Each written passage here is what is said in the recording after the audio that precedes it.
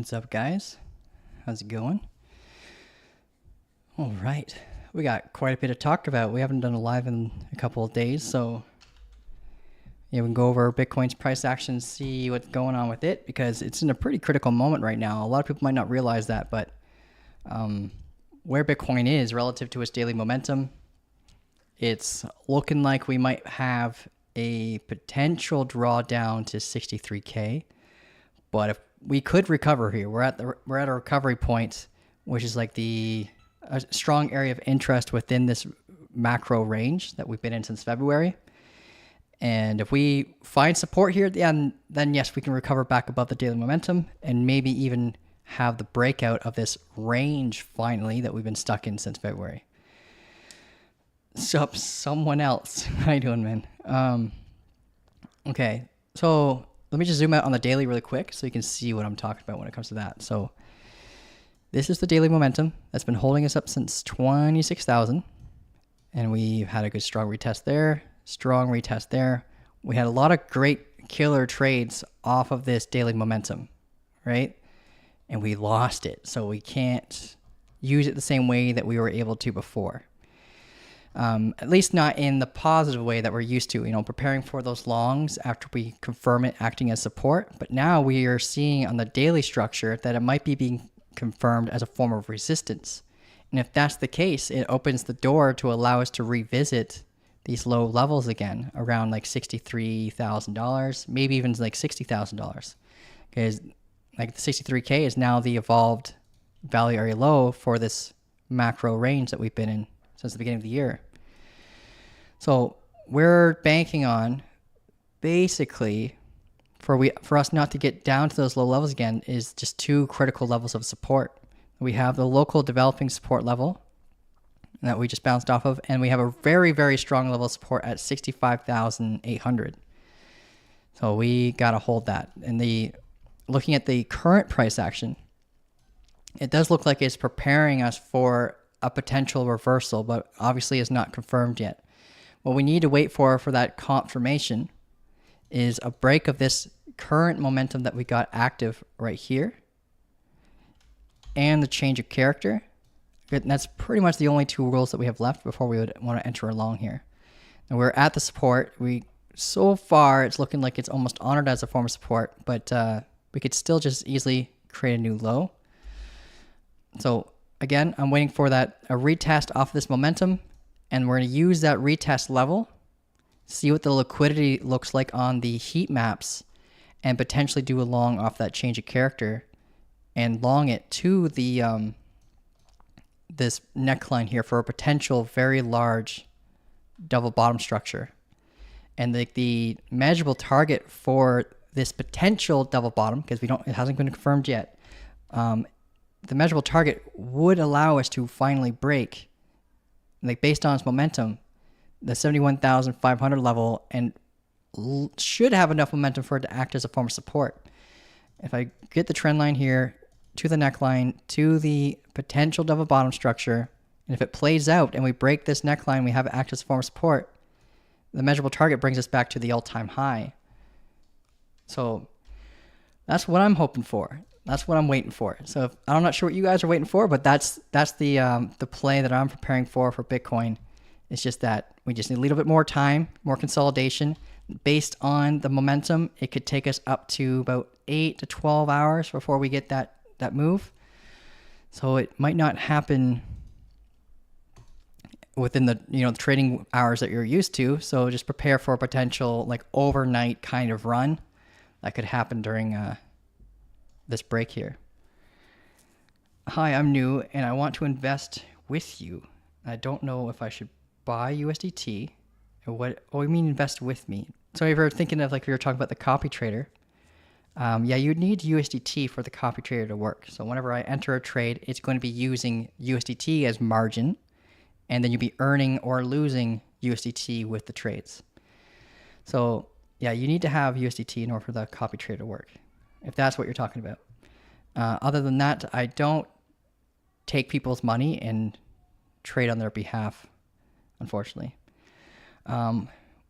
Who's gonna stay up with us? Yeah, So if we're estimating that it could occur within the next 8 hours or so, it's going to happen around like 9 p.m. tonight Eastern, where we would have that break. That's the bullish scenario, right? The bearish scenario that we could see happen, that's just as likely if we maintain this trend, and we break this level, and this level here is really, really critical too. And we could actually see us go down to like the 63K level. But we need to see it act as a form of resistance before we should take action, so we can use it as our stop loss guard.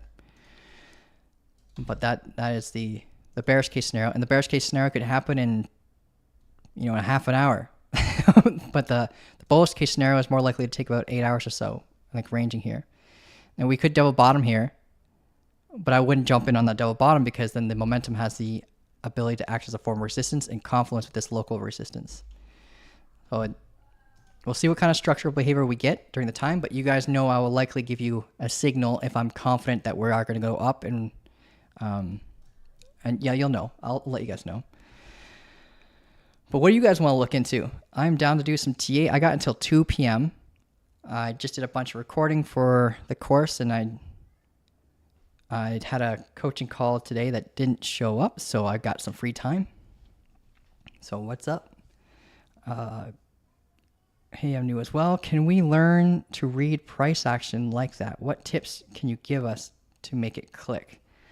Well, everyone has a different way of something could be. I could say that I could teach you about the same thing 5 different ways, and one of those 5 ways will click. But yeah, we can go over some stuff. If there's anything that you're struggling with, I'm down to go over it. Okay. So you guys want to talk about value areas? We can talk about the RSI. We can talk about market structure. I was trying to use your signals on Fanova, and I was wondering if I need a wallet, or can I just do it through Blowfin? You can just do it through Blowfin. If you have a wallet, the wallets, like decentralized wallets like MetaMask, Phantom Wallet, or a cold storage wallet, those are mainly meant for people who are trying to interact in the decentralized space. Like, you don't need that kind of stuff for just trading.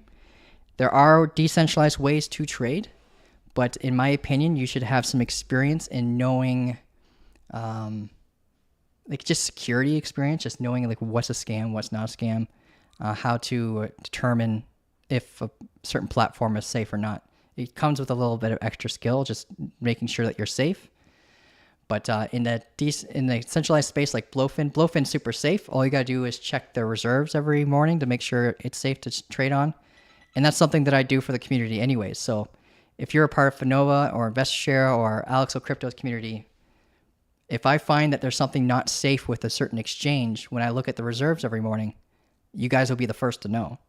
I scream it through the rooftops when I'm afraid of some stuff.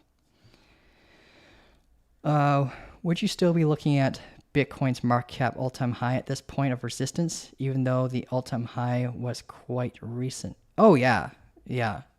Because like you got to think of what's going on in the background on chain when we reach the all-time high, even if it's just a brand new one that just occurred.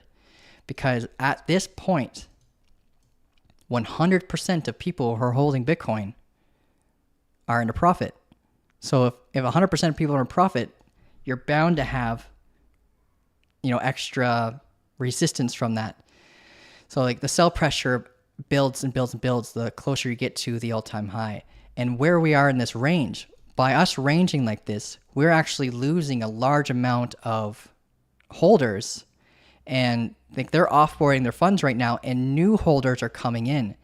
So like some old money, like whale money, usually gets out at all-time highs, guys. Like every single cycle that's ever occurred with Bitcoin, whenever we reach an all-time high, a bunch of old money gets out and a whole bunch of new money comes in, and it creates a reset in the market. So the longer we range, the better, because it allows that reset to have a stronger impact with all the new investors that buying at new prices and all the old investors getting out. The sell pressure will be reduced because they're going to want to have larger gains in a couple of percent. They're going to want to hold this until the top. So whatever they think the top is. And we are about halfway through the bull market. So yeah, we got lots of room to grow. What would you see what we got? Oh, that's everyone's questions. I'm all caught up. So yeah, if there's anything you guys want to go over while we wait for a trade setup, or if there's any assets you guys want me to take a peek at for the next half hour or so, I'm down. I'm down for that. So you can just throw any questions you got. Until then, I'll just do TA until you guys want to create a subject. Adam, we can take a look at Adam. Yeah. So let's look at, and while I do TA on Adam, I will just talk about how I'm doing the TA and how I'm finding stuff so you guys can learn from it. Okay, so Adam has gotten back to these lows again. Let's see, we had a great double bottom opportunity here, and it was, let's see, I'm not sure if anyone jumped in on that one, so good job if you just did. We had the break of downtrending momentum, change of character off the double bottom, and it brought us back to these recent highs. So it's structurally, it's looking sort of similar to Bitcoin, at least from like here on out. But over here, yeah, it's a little bit of a mess. It looked like it was trying to confirm basically an Adam and Eve structure, and just didn't. It just fell. So I'm going to zoom out a little bit for Adam first to see where we're at in terms of the floor. So we got this red line here from local resistance that could potentially act as a form of support, just like it did here. And we have it currently barely holding this price action up. And if it acts as a form of resistance, then I can see Adam maintaining this downtrend that we got going on right here since $14. It can go down as low as $6.31 again. And that's a pretty critical area. So it's going to get a squeeze against this support here, and this resistance, and it's going to have no choice but to make the decision of whether or not it's going to want to go down or go up. And right now it's looking pretty weak. Like, we're still creating new lows. On the RSI on this time frame, it does look like it, we just got a recent rejection off the 50 level. We're coming back down to around the 30 level, and the 30 level is usually where price tends to potentially stabilize if it acts as a form of support, and you can prepare for a potential reversal if you see a support bounce off of the 30 level in the RSI. Let's adjust this trend line since it's not really being honored. So this is like the squeeze I'm talking about. We could end up ranging within this zone here before deciding whether or not we're going to drop down to the $6.31 level, or if we're going to get that recovery structure. But Bitcoin, you can use Bitcoin as a determining factor for Adam, because Adam has a lot of Bitcoin reserves. So as Bitcoin moves, Adam tends to move a lot with Bitcoin's short-term price action. So just watch Bitcoin as an influencer with your trade setups. We can just move this line. So watch the local structure here. We have downtrending momentum here. We can watch for a more shorter term move. So we can trade within the limits of this downtrending resistance, and we can prepare for, if Bitcoin's potential bullish scenario plays out, right? Or tonight that we were talking about, this has about 10 hours as well. Looks like it can go as far as 12 hours. So this is kind of telling us that Adam is a little bit behind of what Bitcoin is doing. So Bitcoin's going to be the first reactor, and Adam is going to be the one that most likely will follow suit. So if Bitcoin breaks that momentum to the upside, and we get that change of character, then you can anticipate that Adam's going to do the exact same thing, and you can watch these potential barriers along the way up. And we have this supply zone here. And we see all that price action, there's most likely some liquidity right above here, where people have put their stop losses, high leverage traders, liquidation levels. You can tell by these wicks and how much force the price action came down that there is going to be liquidity trapped in this zone. So if as a market maker, you would visualize like what's the easiest path to take and where's all the liquidity. And if you look at the heat maps for Atom and you find that there's more liquidity above us, then it kind of tells you that the bias of a market maker is most likely they're wanting the price to go up so they can scoop up that liquidity and wipe them out. So that's basically how I prepare for Atom. Is the same way I prepare for Bitcoin.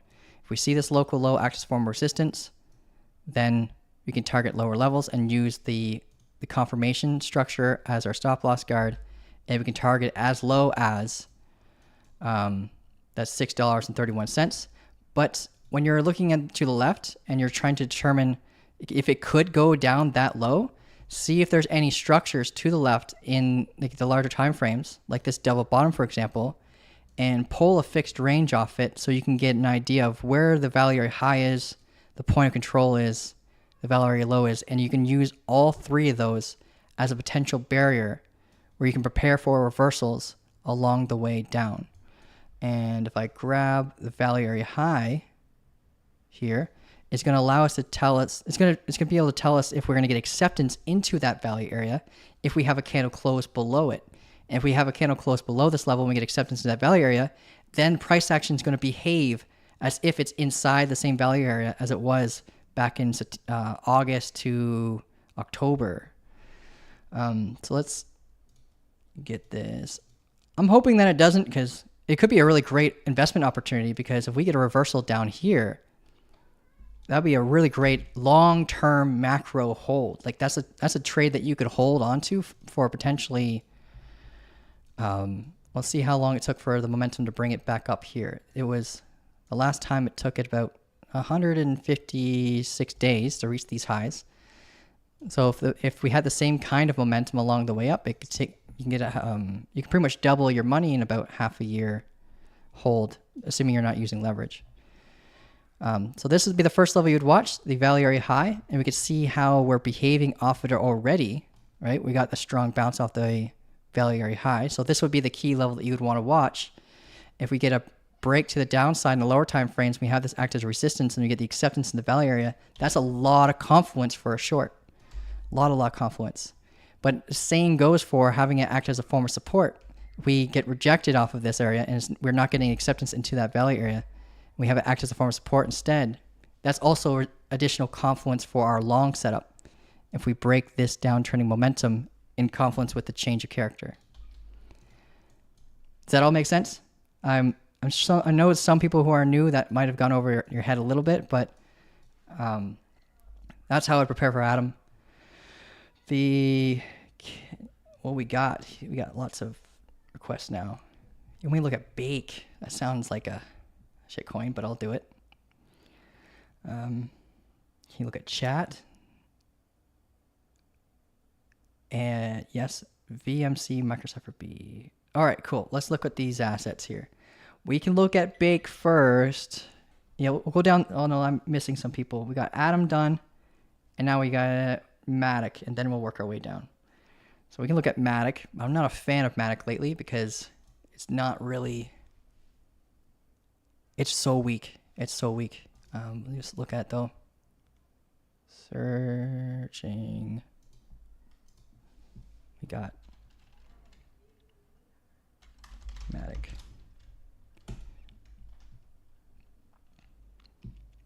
For the amount of adoption Madic is getting, it's just doing such a crappy job in terms of price action. Like it just broke. Let me just look at this on the daily. So this is the daily structure for Madic. It's really showing us, in comparison to other network tokens, how much better those network tokens are doing compared to this. Like if we look at like BNB, for example, when we entered its macro break, when we broke its macro structure that was 1,000 days old, it just it just kept going up to its all-time high. Whereas Madic, we lost the momentum quickly as we gained it. And we've just been going down ever since we hit around like 130. And right now, you see where this red trend line is, this trend line's been here since 2021, like March of 2021, holding the price action up. and we're about to approach it now. So this is a pretty critical moment for Madic to reverse. And it's looking like the floor is around 57 cents. And losing that, that's like, in my opinion, that's worse than bear market. Losing this level, and then the final make it or break it moment would be here around 50 cents. Like losing these two levels would be, in my opinion, worse than the bear market. That's like saying like this asset is almost dead. Like it's barely alive, because it's not even outperforming its previous cycle. Now if we go down to the lower time frames, let's go to the 15-minute time frame. Yeah, we're almost there already.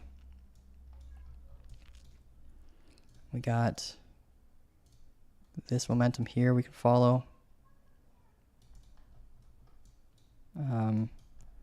We have this local support level here.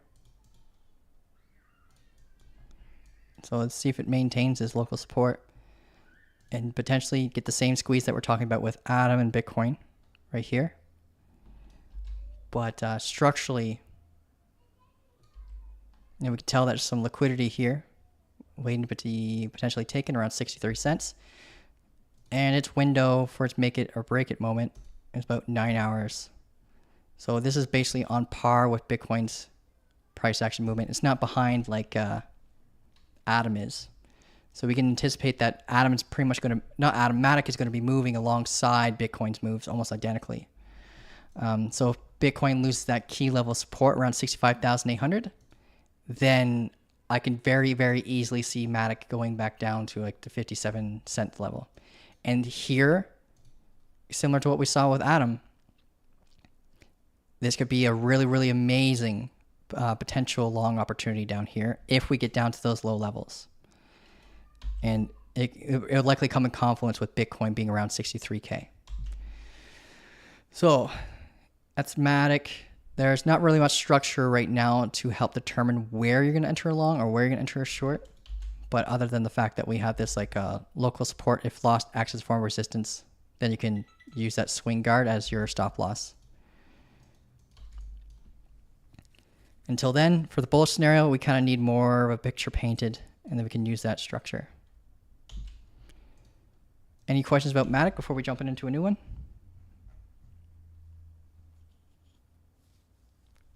Cool. All right, we can jump into a new one here. What was the next on the list? What would you think is the lowest we can drop to? If you're talking about Madic, lowest, unconfirmed. I don't like saying stuff like that because you got to think about the barriers along the way down. I could say we could drop from here down to 65,800 and you can get a support. You're going to get a support reaction off that. So we can see if we're going to get a reversal confirmation off of that. The next level I'll be looking for is 63,300. Not only is this the Valley area low, but this is also in confluence with a lot of areas of previous resistance and support, like all through this area. So all the way until February. So 63K is my hopium bottom, is what I would say, because like we don't want to get down to these low levels and test the thought in people's head that we could be building a very massive double top structure. And if we saw this double top structure act as a form of resistance, then like 63K is nothing compared to where we're going to drop to. We're going to probably drop to around like the 51K, 48K levels if this neckline acts as a form of resistance. So I'd rather you be prepared for reversal reactions off of key levels than to anticipate how far we could go down and enter a short and then cross your fingers. You know what I mean? But yeah, these are the key levels we'll be watching. 65.8, lose that, fall down to 63.3, lose that, fall down likely to as low as 61.1. Let me just put that local support. I'm seeing it with my eyes, but I don't have it marked in my chart. Right here, around 61K. Those are my key areas along the way down. But I'm hoping, of course, that we reverse off of this strong level of support with a scenario that we're looking at in the lower time frames here. Next question. Is that the Fu Manchu indicator? It is, yeah. It's altered, obviously. It looks a little bit different. But this is the Fu Manchu indicator down here. I have been trading with an RSI, and the RSI is all I needed to help support my ability to have a win rate of about 88%, right? I'm getting pushed by my community to learn this indicator so I could not only help teach them the indicator, but also see if it would enhance my win rate. And I don't think I need to enhance my win rate very much more. Like the RSI, if that's saying, if it's not broken, don't try to fix it. But the RSI is built into mine. I have it built into mine so I can use it in confluence with everything else while I learn how to use the indicator. I know how every single one of these is formed. By auditing the code, I could tell you what each one is. But what I'm still learning right now with the Fu Manchu indicator is how to create rules off of it. How could I use the momentum waves and confluence of the VWAP and the money flow and the RSI to determine a signal to enter a long or a short. That's what I've left to figure out with this. And when I figure that stuff out, and after I back test it to make sure it even outperforms the RSI, and it does outperform the RSI, then I'm going to definitely be using it and then teaching it in my courses and teaching it with you guys live. But until then, it's just on there for show while I learn it. Now, in this new coin, IO seems like a juicy Ponzi. IO, that's the enhanced version of render, you're calling it, right? IO is I have to look that up. That's a brand new AI token, I believe. It's not listed on very many things, but we'll look at it on Binance.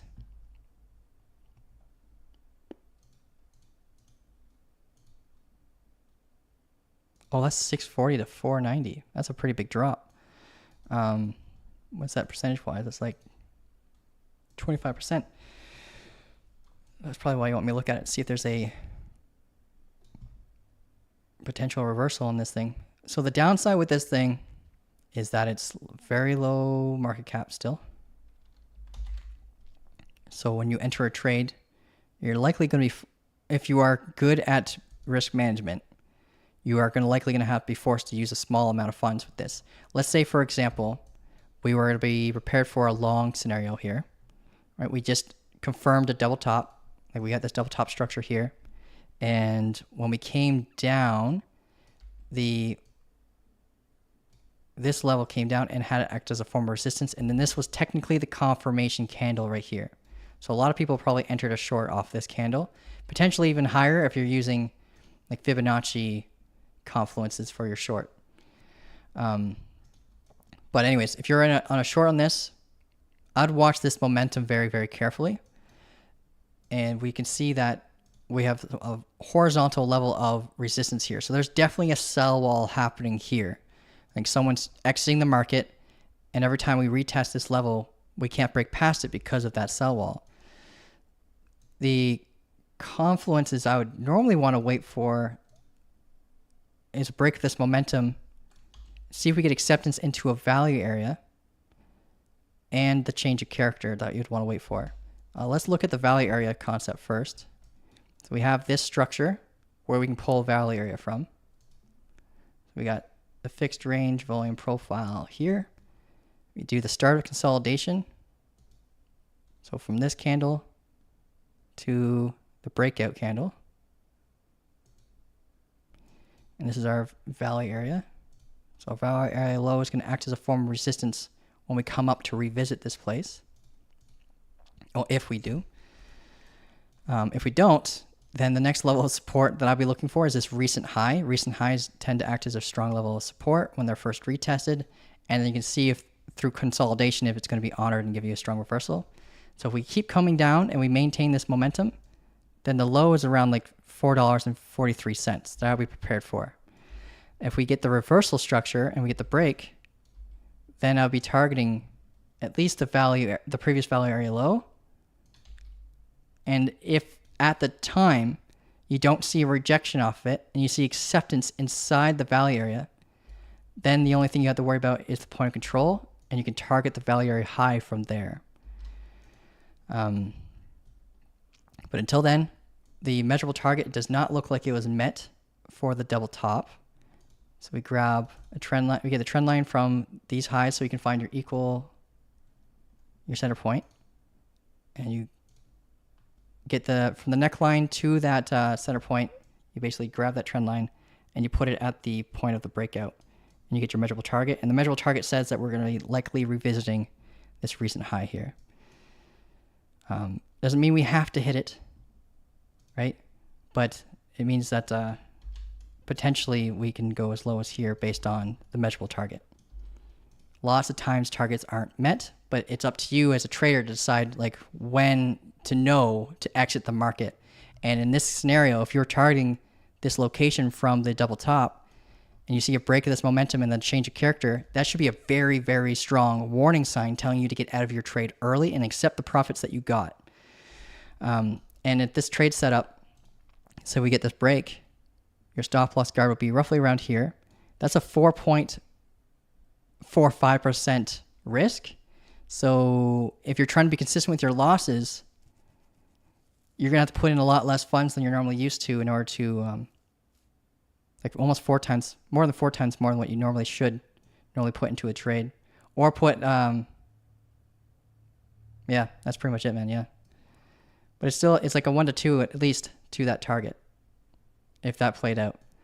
I wouldn't be too concerned about this invalidating, by the way. Like if we came down back to these low levels and then came up and broke this, it's still valid. Like this just be a double bottom structure and we'd grab all that liquidity. If we came down and create a new low and came up, we'd create more bullish divergence, so it'd still be valid. If we came all the way down here and came up and broke this, it'd still be valid. Like this is a really good setup no matter how it occurs, because it could become the left shoulder for a inverse head and shoulders. But I'll let you know if I jump in on this one, but this is not normally one I would normally want to take because of the fact that it's a super low market cap. Anyways, let's go into something else. Was it Jasm was next? Jasm's good. We can do Jasm. I think I have a Jasm chart. I don't think I've done TA in Jasm in a while, but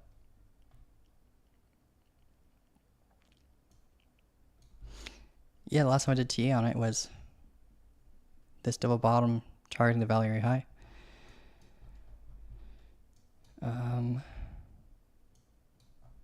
Let's zoom out a bit. So yeah, it had that, it confirmed that head and shoulders that we were looking at too.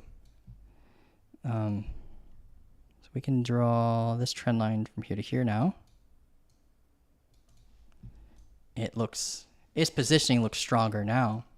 Let's zoom out a bit on the 4 hour and see where we are. Okay. So the measurable target of this structure has yet to be made. The measurable target for this structure is way up here at 7 cents basically.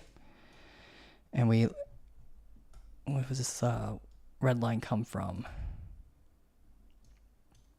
Previous structural resistance and support. And we have the white line above us. That's a barrier towards that target of not local, but historical resistance too. And we're approaching right now this uptrending momentum. Let's zoom in on the hourly.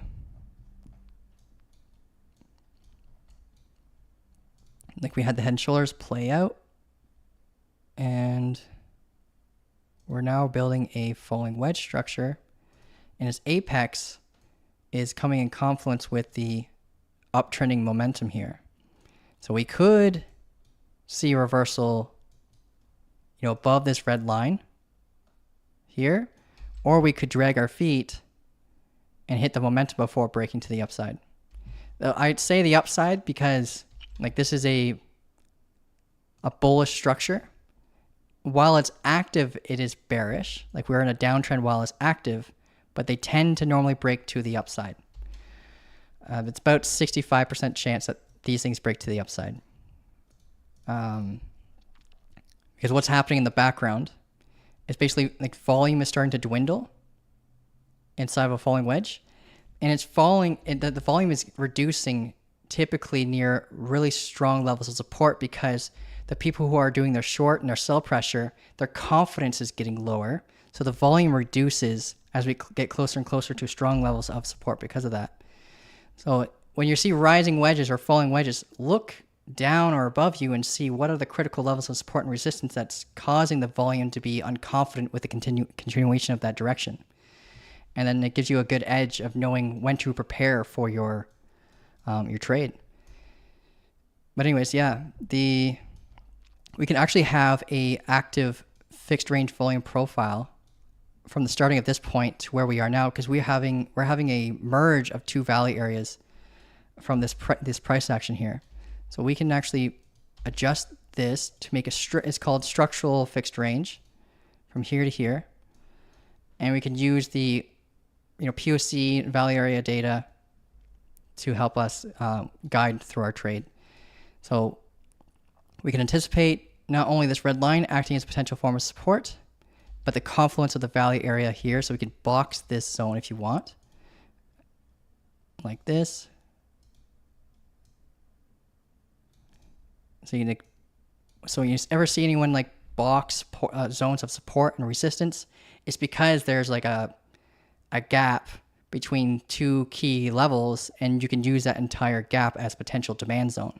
So all this entire box window is a form of demand that you can prepare for a reversal off of. Right now,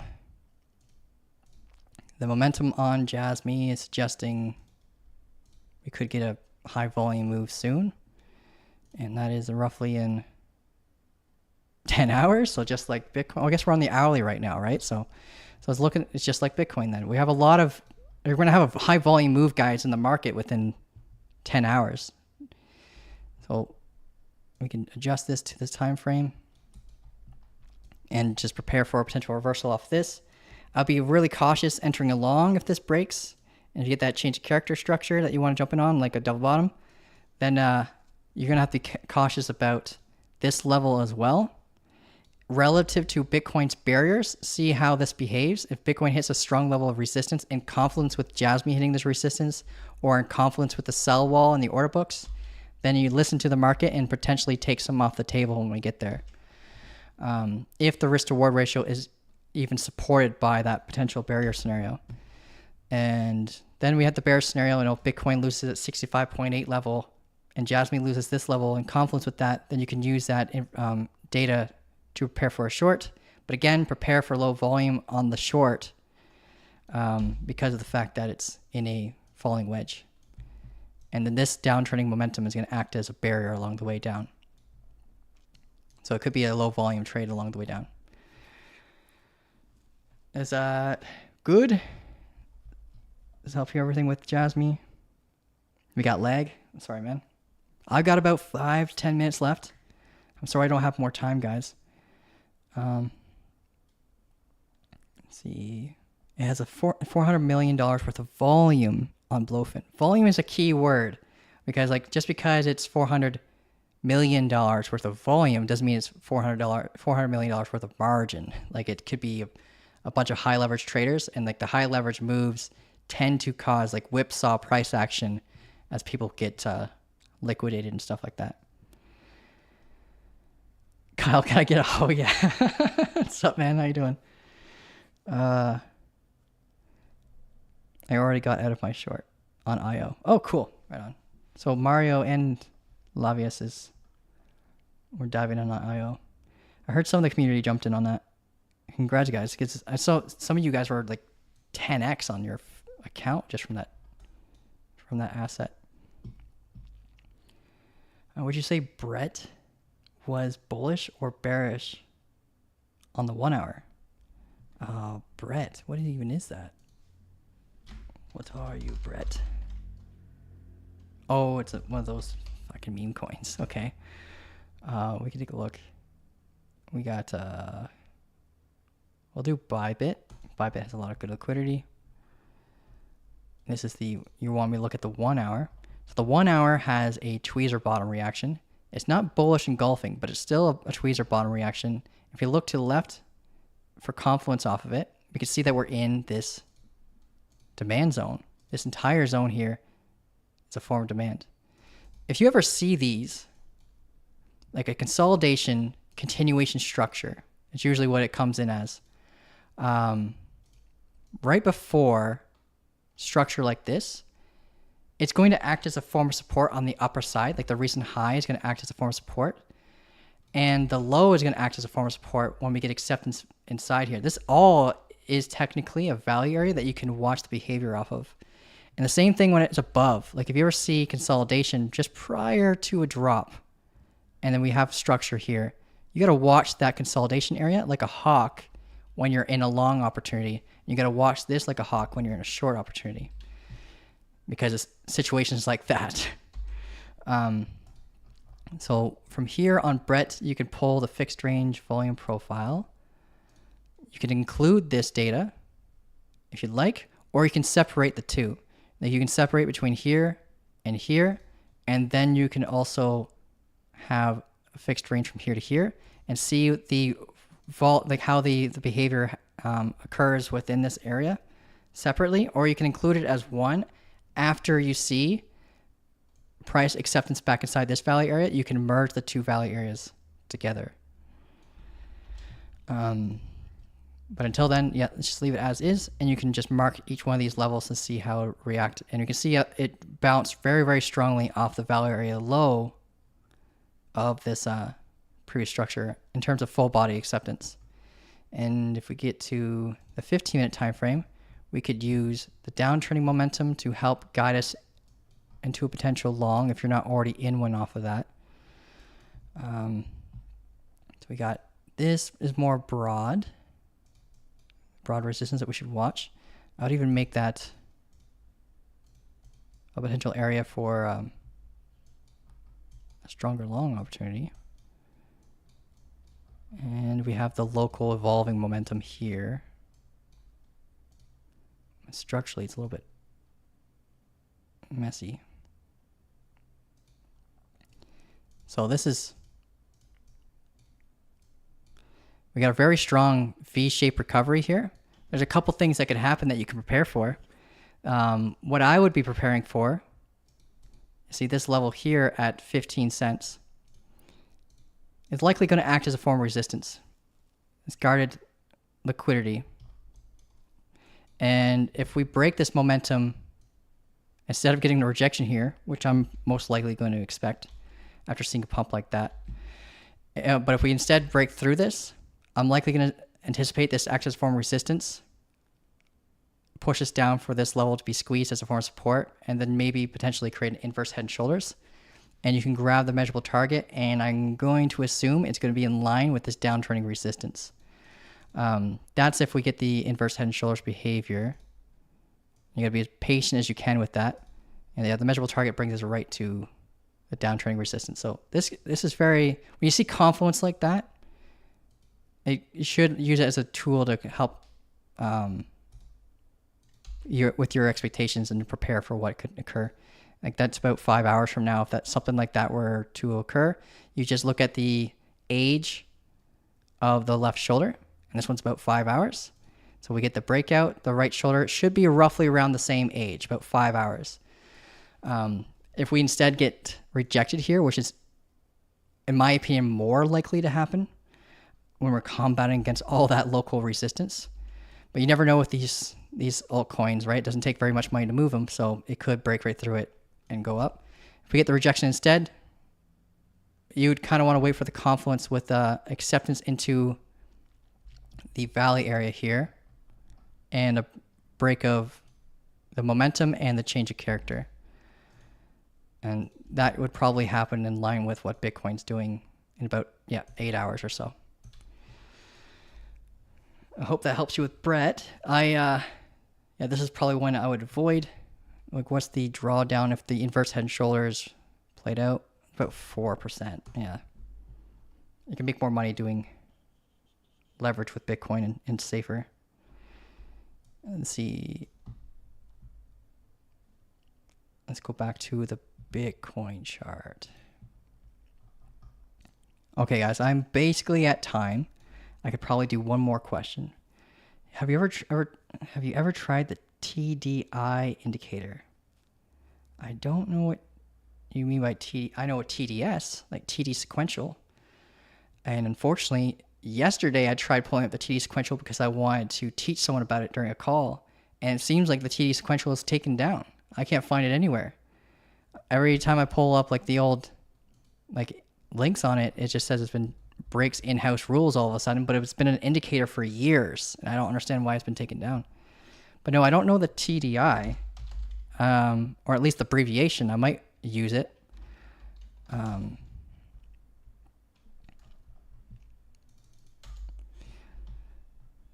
Let's see. I never get alerted when you go live. Oh, that sucks, man. Do you have like notifications turned on and set to all? Because like you'll get notifications when I do a video, but if your notifications aren't set to all, you won't be notified when I do a live because they consider it two separate entities. But in the Discord, I have a social feed system, so you can add yourself as a follower with the role, and then you'll get notified whenever I do any like social media stuff. I'm mostly only active on YouTube, so you don't have to worry about spam on like Twitter or anything like that. But okay, all right, guys, I definitely got to go, but you can expect a signal from me in roughly 8 hours or so if this plays out the way we want it to play out. This is what I'm preparing for. So if you're part of, Alex's group, InvestShare, and Fanova, you're going to get this signal most likely no matter what. It's Bitcoin, so all my Bitcoin signals usually go through all the communities. Mine are set to all, didn't get the notification. That sucks. Maybe I'm getting nerfed because it's about crypto. That's my theory. The TD sequential is the numbers between 1 and 9, and I still have it. Really? What's your TD sequential by? Who created yours? Because I want that indicator back. I type in like a sequential, and it gives me nothing. It gives me this random stuff. Not a question, just appreciate the tips and walkthroughs. Thanks, man. Yeah, the TD sequential is numbers between 1 and 9, and when the number reaches 9, it's a stressor indicator because the previous 9 sequential candles were basically above it. I'm not explaining it in too much detail, but yeah, basically when you ever see 9 flash on your screen and it's in confluence with other bullish reversal indicators, jump in on it because a 9 flash, especially in the higher time frames, can give you a really significant reversal notification. I'll just message you in Discord. Cool, thank you. I appreciate that. Maybe they locked it. Sequential numbers. I don't know. I'll find it. Or hopefully you'll help me find it. All right, guys. So you have an awesome day. Thanks for jumping on. I'm sorry that it's only been an hour. I know we usually go about 2 hours or so in this. And an hour in crypto land is so short. So it doesn't feel like we've gone through very much. But I hope this helped you out. I appreciate everyone who subscribed so far. Like, we're growing pretty fast, and I really appreciate everyone who's jumping in and subscribing. And you guys have an awesome day.